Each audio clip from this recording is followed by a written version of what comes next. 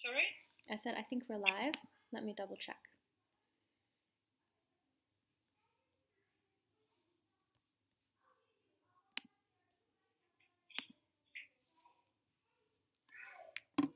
Okay, let me see. Yep, we're live. Okay, I see you. You're here. Okay, I see something else, but nevertheless. Okay, so shall we start? Or? Yep, 1 second, let me get my headphones and then we can set up. Hold on, then it'll be easier for me. And I have to share my screen Yep. with you. Let me allow the screen sharing. Whoop, that's the wrong one. Okay, so you should be able to now. Not yet.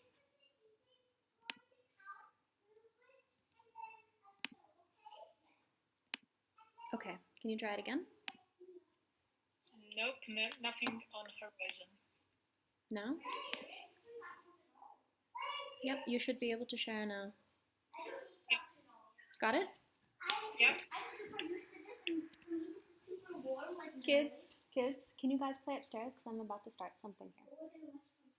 Can you watch something upstairs for now? And then when I'm done, then you can come back downstairs? Yeah? Okay, thanks so much.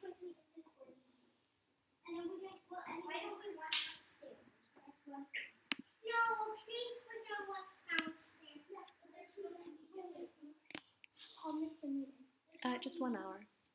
Okay. Yeah, it's not for so long. An hour, right? Yeah, I think that it's fine. We'll be fast. We will fast. We'll be fast.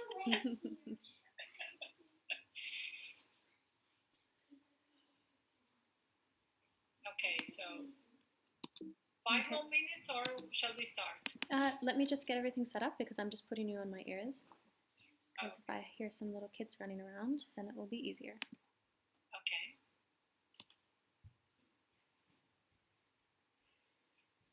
1 second. Okay. Hi, I can see you. Okay.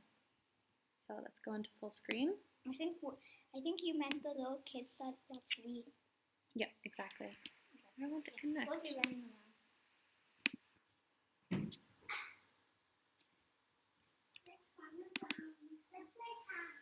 But I guess that's the reality of lockdown, you know. You're always somehow mixed with your family.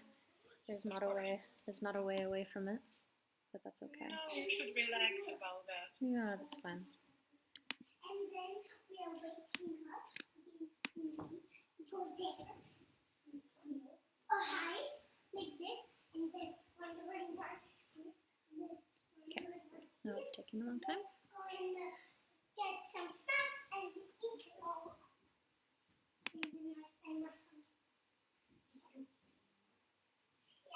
Okay, should be connected now. Yeah, and I'm going back to the real we're making a kingdom. And that is the real dog. I don't some friends will really care.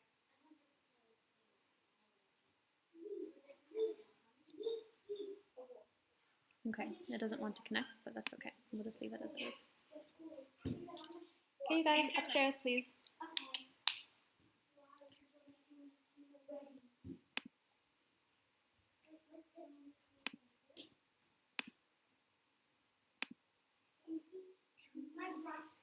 Okay. Let me just check how it is on Instagram. Yeah. And I'm putting her.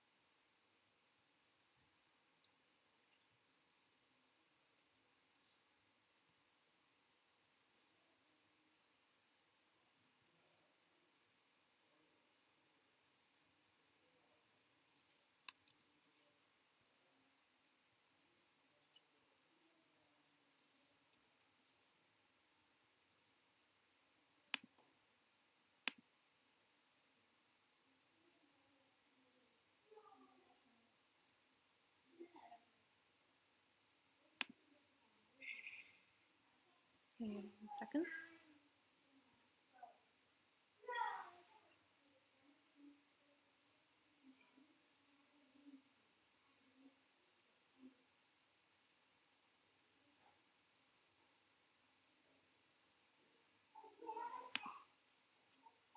Okay, 1 moment.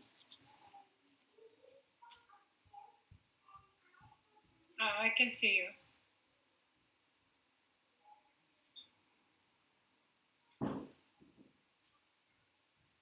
can see you. Yeah. You can see me? Okay, good. So I'm going to go to full screen. You can see me on the Instagram? Yes. Okay, great. All right, well, I think it is 6 p.m., more or less, so I guess that we can begin. What do you think, Biljana? Should we start? Yes. Okay, Let's go. super. All right, so this is the first time we're doing this, obviously because of the lockdown measures that we have here in Vienna, Austria. Definitely. You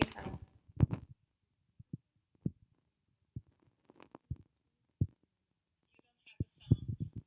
Hear me now? Wait. Now you have sound. Okay, good. So welcome everyone.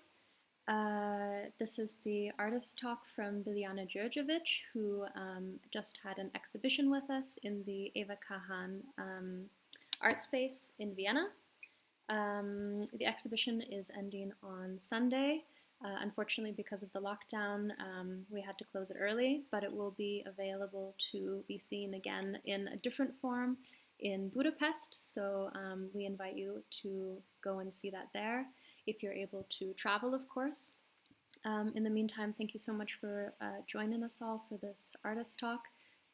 We're really, really pleased to be doing this online for the first time, also because I think that it makes it much more convenient for our international audience. I don't want to talk too much, so I will give the floor to Biljana. Biljana will be discussing her creative process, the exhibition that she had with us in the Kahan art space, which was titled Good Life, and where the inspiration for her paintings comes from and in what direction it's all developing. So Biljana, I hand it to you, and I'm looking forward to hearing you speak. Thank you. Welcome everyone who has actually joined this conversation, and thank you, Marie, for first of all for inviting me for the exhibition at the Eva Kahan Nation Space. And yes, it was a very important moment as an invitation came in time. Recording in progress. Sorry. When I was actually dwelling in between things, how to develop further my painting, and somehow everything came together quite well for me. And yes, this title was taken as a sort of irony on the situation that we are in Serbia, but also in Balkans living now, and it was a sort of travel through the burst of emotions that I was having with the way we are living and the way we are treating each other as people. And it was very important because this is the space of Eva Kahan exhibition gallery where the exhibition took place, and I will talk about these paintings later on, but the first step I want to introduce is the root of the whole idea that came many years ago. It's more than 10 years now, when I start making sketches on people working in very bad conditions in factories and in sweatshops, which are widely spread in Serbia. And quite often sweatshops are recognized from the state as a part of industry that is quite normal to be seen as it is. And of course, those ideas never come without some emotional distress or some emotional trigger that comes along with this. And in this situation, um, uh, the first painting instrument of activity had a lot of things that was going on, or was meddling with while I was producing the first sketches. And instrument of activity, as you can see, the title of the first painting from this serial is actually taken from one translation of Aristotle from 15th century. I was reading these translations due to something completely different, but somehow I end up reading more about this political conversation that Aristotle gave um, on slavery, and it mesmerized me because this name that was taken for a slave, instrument of activity, was really giving me a lot of tools, ideas how to manage the whole thing, how to manage the painting, and this was actually explained by Aristotle as a free entry into slavery. And this is the same thing that we are going on through the centuries. And you would believe that after so many struggle that people had to gain some sort of freedom, 8 hours of work, 8 hours of sleep, 8 hours of relaxing, somehow we end up not having anything of those things. Instead, we are in this neoliberalism that takes us to the different direction, take us to the direction where we feel less free than ever. And this is the painting that was actually done in 2014 to 15. I was doing I based myself on this text that Aristotle wrote 2,000 and some centuries ago.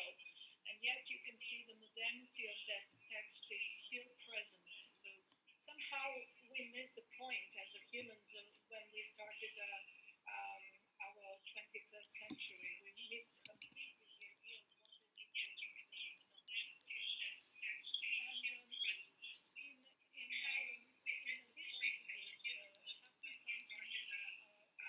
And in addition to this, happened something as well. Especially I go to the line that was part of 1984, a book that I wrote many years ago, and it was sort of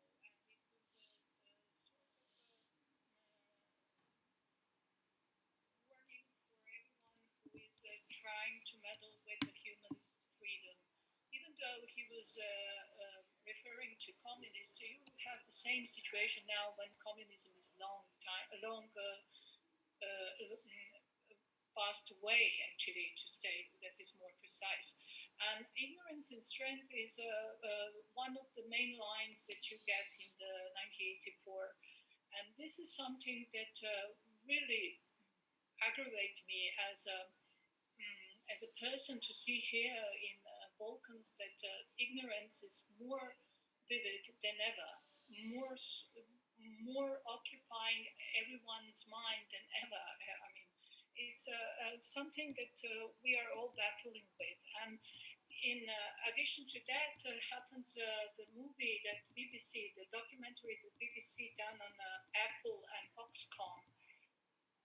Foxconn is a factory in China, and even though I finished already painting, it was absolutely mesmerizing for me to see the same line, the same way that people living in that conditions in Apple factory in China, and my interpretation of workers in the factory, in the sweatshop, in my painting instrument of activity. And for this purpose, um, I will put on this movie so footage so you can see the environment that these people are living in and working in. They are living in the same place, in the same factory where they are producing the most expensive gadgets, you are using in contemporary time.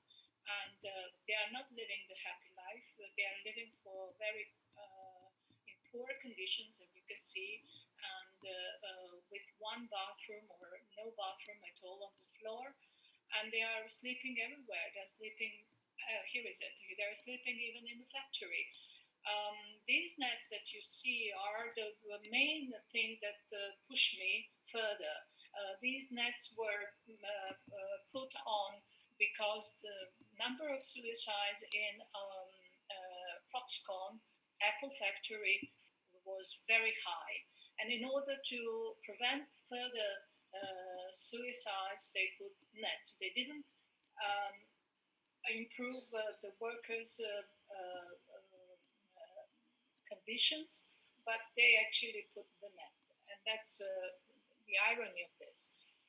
This is the screenshot from this movie that you can see how they actually live or where they actually live in Foxconn. And as a part of that.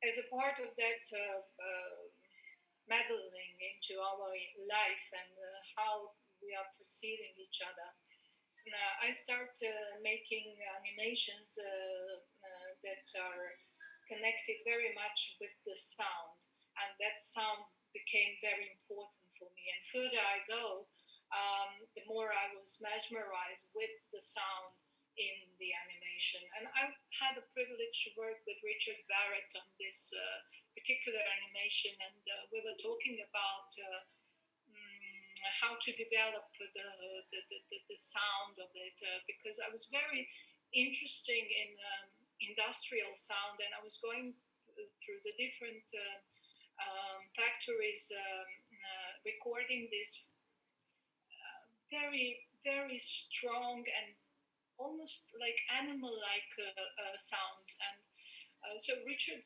composed this for the purpose of beehive and the instrument of activity. And for this purpose, you will see a segment of that composition as well as segment of this animation. And here the sound that is in the background. Sorry, that wasn't what I wanted.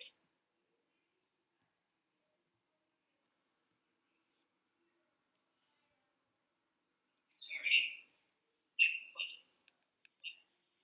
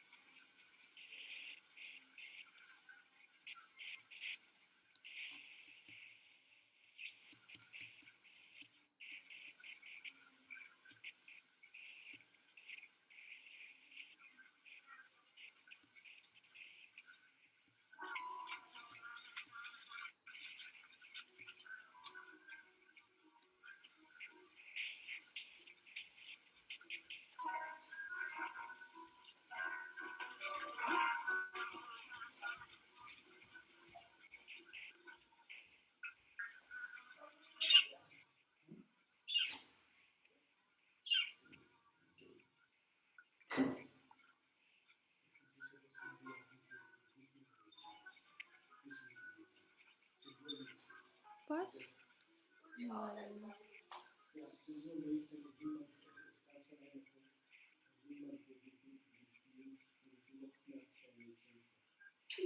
Ist okay. Ich spiele mit dir danach. Versprochen, okay, Dani?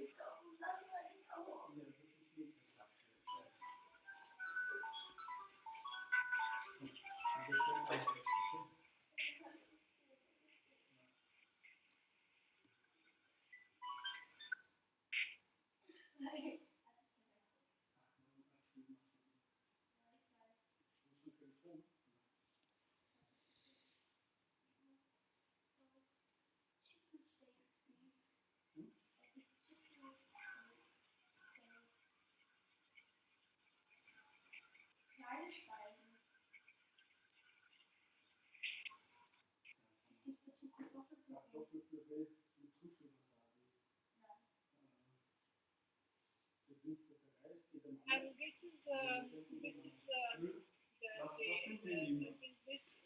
the first moment that I realized I have to go further with the animation of the instrument of activity. And I've done some sketches, I've done some animations that I wasn't satisfied with. But in the process of doing this instrument of activity, I realized I had found a different path, different expression, and different way of thinking while I was producing these new images from this serial. And very soon after this painting, I left the narrative of color, and I introduced myself into something that it will always be with me. I'm very much involved in reading Dante Alighieri Inferno, and I always come back to some parts that are very important for me because I'm dealing with this type of madness that we are living in, and in that humans are showing very much of what Dante explained as part of the hell. And unfortunately, we are not changed. It's 700 years, even more, since Dante wrote it, and we didn't do much. And when I started the instrument of activity, eighth circle became very important for me because I always was recognizing something that combines with the situation I'm trying to present in my work. And a description that Dante gave in Cantos 11th to 20 is really the one that occupied my mind, and I will give you this page where he explains how these ditches look like, and somehow he guided me through the expression how this environment that these people are living in is. It's not what we are having at this moment in Serbia, but we are approaching in very fast paces, in very fast pace. And I don't think that we are so aware how close we are to the lack of color. And I'm not talking as a painter, I'm talking as a person who is living here and seeing the lack of morality and the lack of stamina and the lack of any sort of fight against this apathic way of thinking. And so once again, Dante jumped into this story with the eighth circle, which is, as I said, very important for me. Somehow, in that eighth circle, everything that we are seeing, not only in Balkans, everywhere. So it was like a common thing for every country, every nation, every human. And this is the first painting that was produced with this new way of thinking about color and actually absence of the color and absence of the nature. And if you look at my work in previous years, you will see that I was very much involved into the nature. It was very green, everything. It's not optimistic painting, but nevertheless, it was very green. Now I reduce it to the mud. And I think that we are living really in the mud and polluted air and polluted land, and everything that we touch is somehow toxic. Even when we touch each other, it's a toxic conversation that we are having. It's a toxic feeling that we are carrying with. And here are the ditches that were very important for me because Dante put in 10 ditches, 10 different human behaviors. And I was very much into fifth ditch and sixth ditch, because these are somehow the rulers of our world. These are the politicians, and eighth ditch is also the same. I mean, look at it. It's everything that we touch on this of these ditches is something that we are facing every day. And I was guiding myself through these ditches because I wanted to understand um, how these humans behaved in order to get themselves in this situation, to be in the ditch number 6, for example, or in number 5. And I started to develop further this environment that my animation and my paintings will live in, and started to build even the factories that the workers will go. And as it is, I needed to find out who will keep those workers in place, who will be the one to say to them no, or to push them to work harder. And of course, as a part of that, Stanley Milgram experiment was very important for me. And I was so shocked with this when I read many years ago. I believe I was a student when I read first time. And that was also the way I was thinking about how to make a main character. The main character is not the positive one. It's not the worker, but those that are keepers, that are uniforms of the system that was sent to protect big corporations and to protect neoliberalism rather than to help the common man. And as it is, a new body of work emerged, and I had one conversation with a friend of mine who actually suggested me to make them phabic, because he was referring that the fear when he saw the young man, a young human, acting without mercy was the most distressful thing that ever he endured, and I presume he endured a lot. And so I start first with the older people and not so handsome people, but then I realized that he was right, and that I need to shift my perspective, and not to allow myself any sort of how will I say, softness for this. And so I started again with the George Orwell, and those words that were always present in 1984, and you can see on the screen.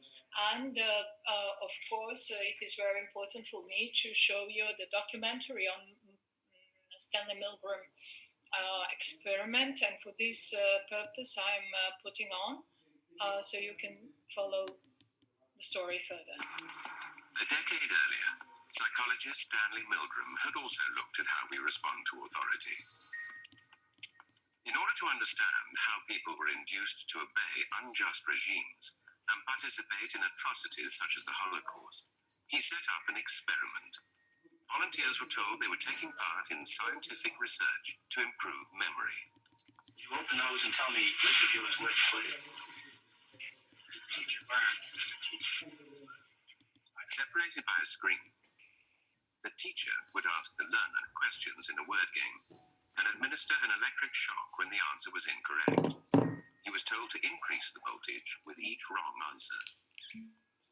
Cloud, forest, rock, house. Answer. That's a 20 on Instagram and 15 on YouTube, so I think that's fine. 150 volts.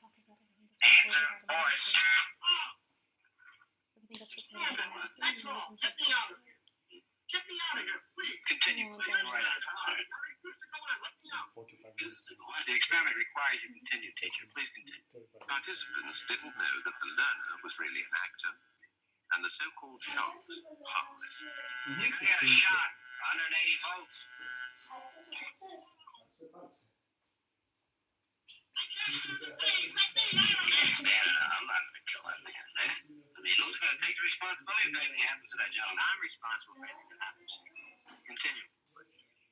All right, next one, slow.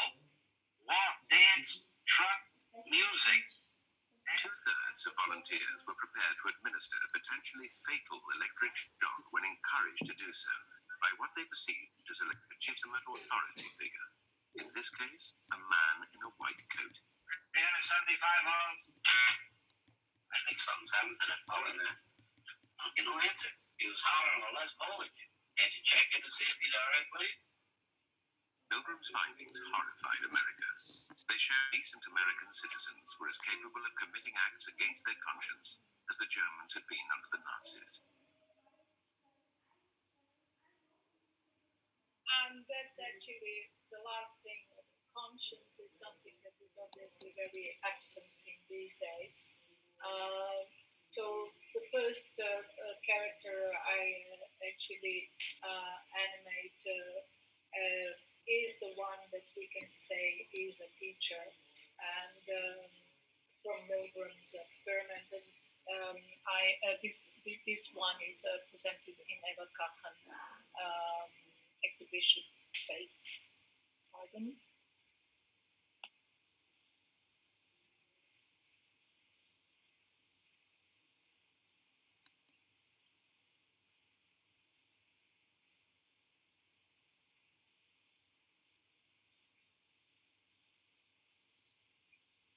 Of course, all the time I was doing this, a number of things happened in my environment, and a lot of things that really disturbed me through the time while I was preparing and executing my work. And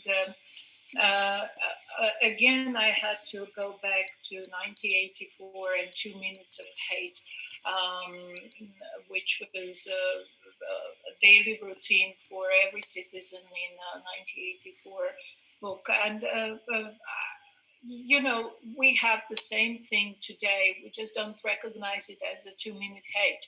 It lasts much longer, unfortunately. And I will put you a movie part which I really like the way 1984 was done, and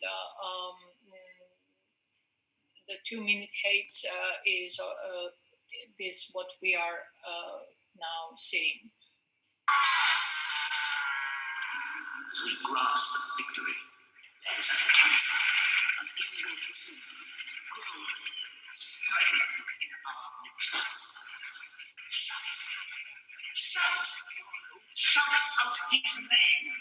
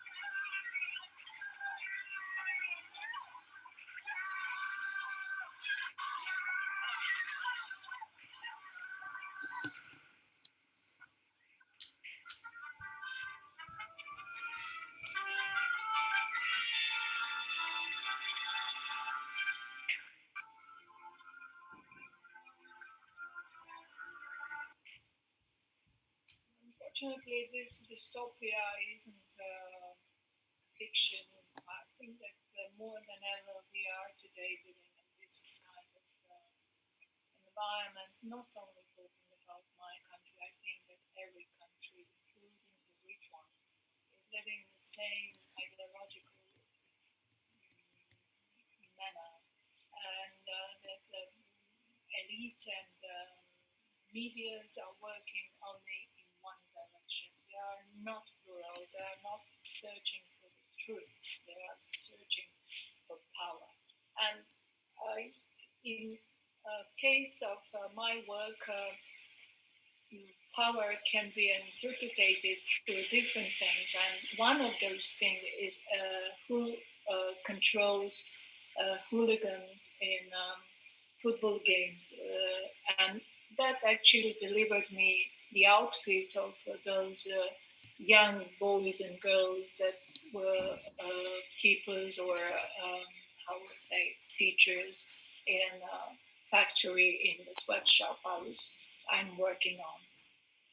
Here are the footage that really took my interest. It's a Partizan Red Star football game, and how they react. 2-minute hate.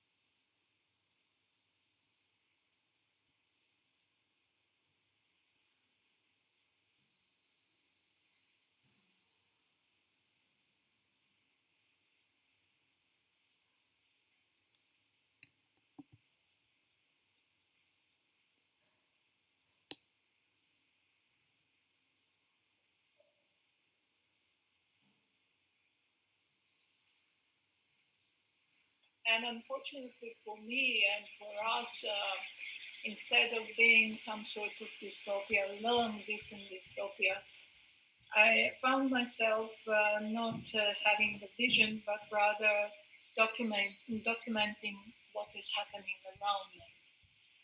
And uh, it changed the perspective of the whole serial. The body of work was shifted furthermore and became even darker with last year when we all enter into this COVID 19 situation, and a lot of things happened at that year, in that year, and for us from Belgrade, we know what happened in the summer of that very same year.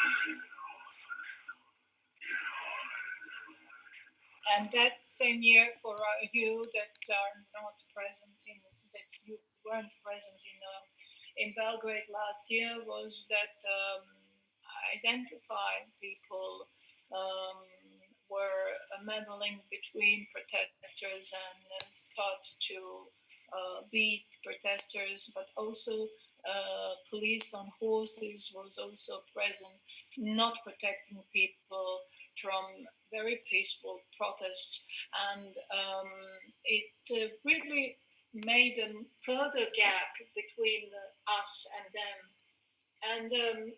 And this character became, even though it was done a couple of years ago, suddenly became very important character in a new animation I'm producing now, which graphic novel you will see at this point.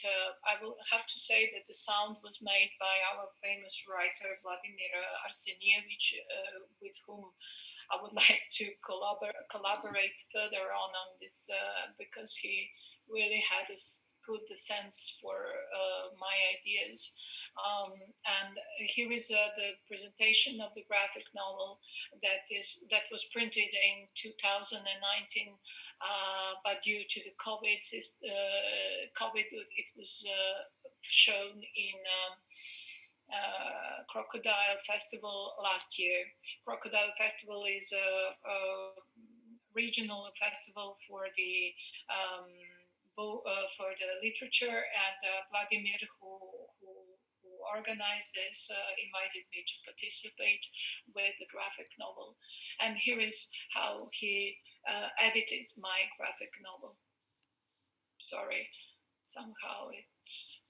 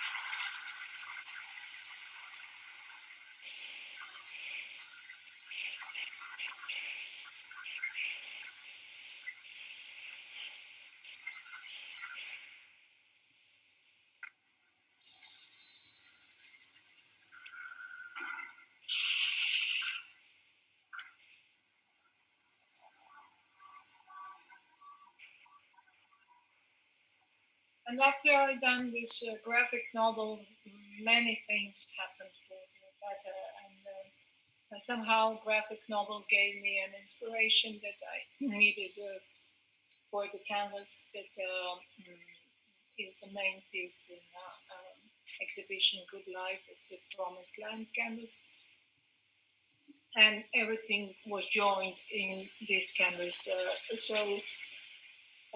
Pardon. But before I say something on Promised Land, I need to refer to everyone who cares about what kind of air and what kind of water and what kind of products of the land and land we want to have. I was very keen on following a COP26 ecology conference in Glasgow. I was very keen because I wanted to understand how deep hypocrisy is of the politicians. And indeed, it is very deep and very vast and very, very, very cheeky, very irresponsible. You can see that those speeches made it by Boris Johnson or Angela Merkel were against environment.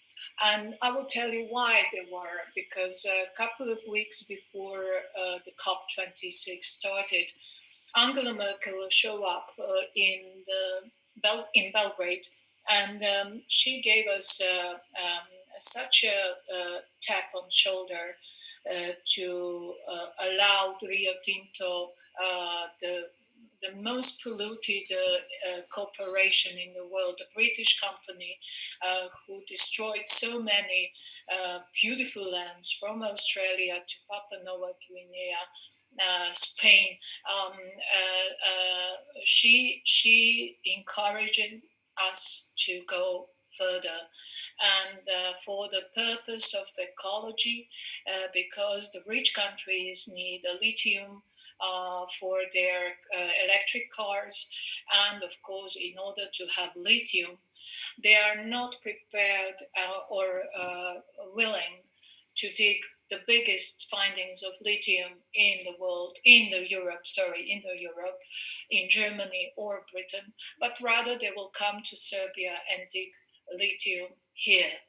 And with this, destroyed most beautiful parts of our land.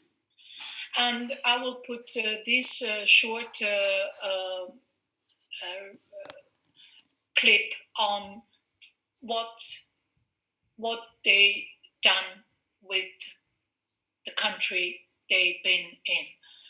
From Australia to Papua New Guinea to Spain, where they have now a Red River. We already have a Red River. And they said it was a mishap, and they didn't even start digging the lithium. They're just searching for the lithium. So already done a devastation. And as an outcome of that, this with Rio Tinto is for 10 years now. But for sure they will start, if we don't raise our voice against it very soon. So I'm using this platform to call people and to sign petition against Rio Tinto as the main problem that we will have. Our land won't exist afterwards. And when I started doing this painting, the background wasn't ready yet, but it grew and it started to be very vivid what I have to do in background with pollution, because Belgrade and cities in Serbia are the most polluted cities in the world. And we are now living this very, very unhealthy life. We are not only pressed by COVID and the situation that you can be very easily infected, but also with the situation of pollution. And if we allowed Rio Tinto to be a part of our lives in future, and they won't live next year, they will go further, they will ask more. Then we are facing a very, very dark future. And this painting is a part of this. Not only this, also part of sweatshops. And in my work, as I said, writers are very influential on me, but poets as well. And one of those poets that really influenced me through my life was Dylan Thomas, who really had a great impact on me. And the other one is Li Ji, the worker and the poet from the Foxconn factory. And I merged their thoughts on one very important subject, and that is to rise against going easy into the dead good night, as Dylan Thomas said in his poem. And I produced the poem that is on the frame of Promised Land, Iron Moon. Li Ji was the man who wrote how incapable he is to fight. And on the other hand, Dylan gave us an opportunity, a way how we could fight. Don't go easy without the fight. It's not the way to go. And I dedicated this painting and this poem to them, the Iron Moon. The Iron Moon is bursting in your aching heart. Rage, rage against the dying of the light. Rise from the gutter of your somnolent life. Do not go gentle into that good night. Spit the industrial sewage out of your lungs. Let the voice rise from this wretched cold dump. Do not go gentle into that good night. One life we live, and only once we die. Go fight against this modern lullaby. Do not go gentle into that glittering light. Rise and fight. And it goes for everything that we are doing at this moment. We need to get up. We need to say no. These are the paintings that are now in the exhibition, and they are all dedicated to the story you were listening until now. And I'm leaving you with these paintings as a part of the goodbye. Fear is the weakness, so be aware not to fear. Thank you. Thank you very much, Biljana. That was a very interesting artist talk. You can stop sharing your screen and then I'll pull up both of us again. Should I share or stop sharing? You can stop sharing the screen now, it's okay. Okay. Okay, so thank you so much again for that very, very interesting discussion. I also learned a lot. To everyone who's joining us online, thank you for tuning in. The whole entire artist talk has been recorded. We're going to make it available on both Instagram and on YouTube, on our YouTube channel.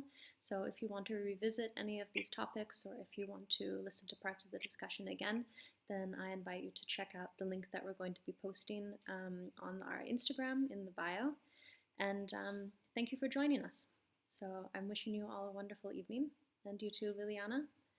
And as well, we'll talk to each other soon. Right. Okay. Thank you very much. Bye-bye.